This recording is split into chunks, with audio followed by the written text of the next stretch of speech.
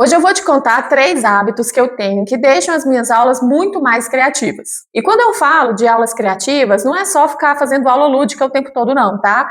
É pensando mesmo em como eu vou adaptar o currículo dos meus alunos de uma forma que seja mais atrativa para eles. Nem sempre eu vou trazer jogos, nem sempre eu vou trazer metodologias ativas. Às vezes eu faço uma aula criativa usando pincel e lousa mesmo e funciona. A primeira coisa que eu faço é estudar todos os dias. Eu tenho aqui no escritório da minha casa livro didático de quase todas as escolas aqui da minha cidade. Pelo menos das escolas, né, em que eu tenho alunos lá no meu reforço, eu tenho esse material aqui. Eu tento ter pelo menos português e matemática de todas as idades, e das idades em que eu tenho mais alunos, né, como sétimo e sexto ano, que eu tenho uma média de 10 alunos de cada um, de cada escola, eu tenho todo o material didático.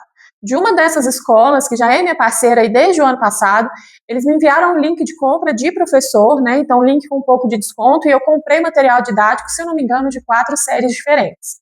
No início do ano, eu dei uma estudada geral. Junto com a BNCC, eu fui acompanhando o que as crianças iam aprender ali ao longo do ano e já me preparei previamente para começar o ano com eles. É claro que ao longo das aulas a gente vai percebendo onde as crianças têm mais dificuldade, onde elas têm mais facilidade, e a gente tem que adaptar. O nosso planejamento, ele é vivo, ele tem que ir acompanhando a criança. Não adianta eu ter planejado uma aula de história e geografia se eles chegam para mim com uma demanda urgente na matemática. Então, eu estudo um pouco todos os dias.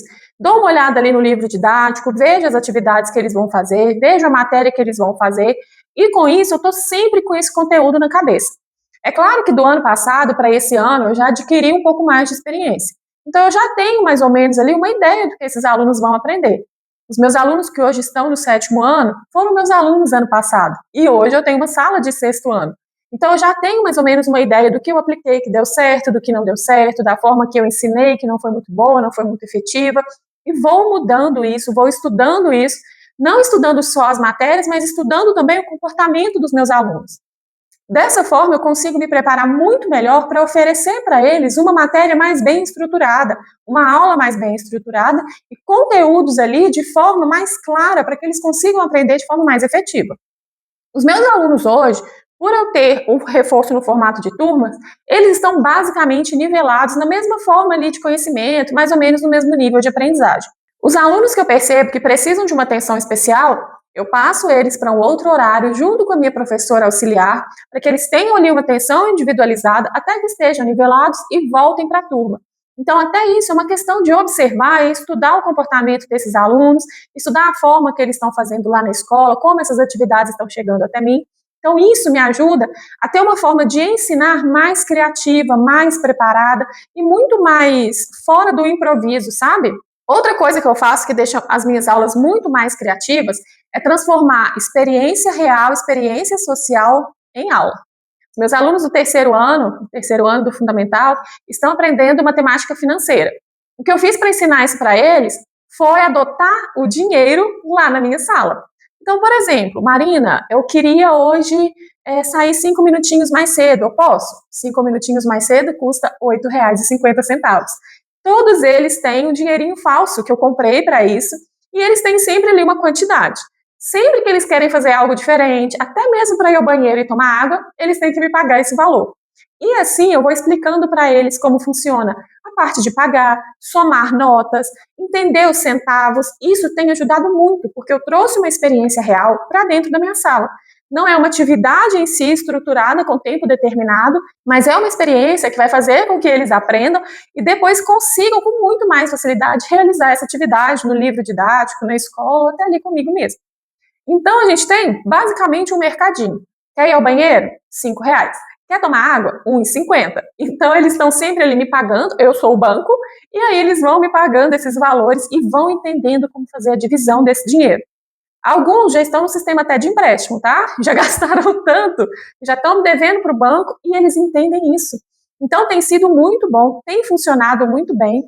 Às vezes eu tiro dinheiro ali, eu tiro uma parte até pela distração, é 50 centavos a distração no horário da aula. E tem dado muito certo. Eu tinha pensado anteriormente em fazer um dia de mercadinho, organizar um mercadinho para eles irem lá e comprar coisas, mas eu acho que ia ficar lúdico demais e mais difícil depois de aplicar isso no livro didático. E como a ideia, né, do meu reforço trazer um a mais para que eles consigam aprender e aplicar na escola, eu preferi fazer dessa forma, trazer mesmo para o dia a dia para que eles tenham contato com isso o tempo inteiro. Agora, voltando do segundo semestre, a gente já vai começar a entrar em outra matéria, isso não vai acontecer mais. Mas é uma atividade que eu pretendo manter para que os meus alunos do terceiro ano do ano que vem continuem fazendo isso, porque funcionou muito bem. A terceira coisa que eu faço para ter aulas muito criativas e conseguir deixar isso mais atrativo para os meus alunos é não deixar de inserir brincadeiras pelo menos de 15 em 15 dias. Eu não consigo prometer para eles que isso vai acontecer uma vez por semana, porque eu tenho semanas que às vezes são muito cheias, muitas atividades, muitas revisões, às vezes são semanas pré-prova, então a gente tem que se preparar, reforçar a matéria, mesmo não tendo dever. Então eu consigo prometer para eles que isso vai acontecer umas 2, 3 vezes no mês, mais ou menos. E essas brincadeiras, elas também são com foco na educação. Da última vez, nós fizemos um jogo de peteca. Os meus alunos estavam aprendendo a multiplicação de um número só. Então, 2 vezes 2, 3 vezes 3, 5 vezes 5. Então, quem jogava peteca fazia uma conta, então ele falava 5 vezes 5. E para quem ele jogava, a pessoa que recebia tinha que responder, criar uma continha e jogar para o outro. Nós ficamos com isso por mais de 1 hora. Foi muito bom. Os pais também chegaram para buscar e acabaram guardando um pouquinho, porque o meu reforço ele tem uma área aberta, então eu consigo oferecer para eles esse espaço de brincadeiras. Os pais gostam de ver também, porque nem sempre as crianças têm esse momento, né, de brincar ao ar livre, e a gente sempre tem esse foco na aprendizagem. Eu comprei 2 botões, que é aquele botão que quem é da minha época vai lembrar, que é do Passa ou Repassa. Também funcionam super bem. As crianças batem no botão, ele faz um barulho, acende uma luz, e aí eles têm que responder uma pergunta. Algumas vezes, com os mais velhos, eu faço sentado na mesa mesmo. Com as crianças mais novas, eu gosto que eles venham correndo para apertar o botão e ainda ter esse momento de brincadeira. Então, eu consigo inserir as disciplinas ali, as matérias da escola, algumas questões até mais difíceis, nesses momentos. E tem funcionado super bem, porque as crianças, elas ainda engajam, sim, nas brincadeiras, né? A gente tem o costume de achar que, por conta das telas, elas não querem brincar mais, mas quando eu consigo oferecer esse momento para eles, eles ficam super animados, eles sempre compram a ideia, e é sempre um dia muito divertido, muito caótico, mas eu adoro. E o último ponto que eu faço é anotar tudo.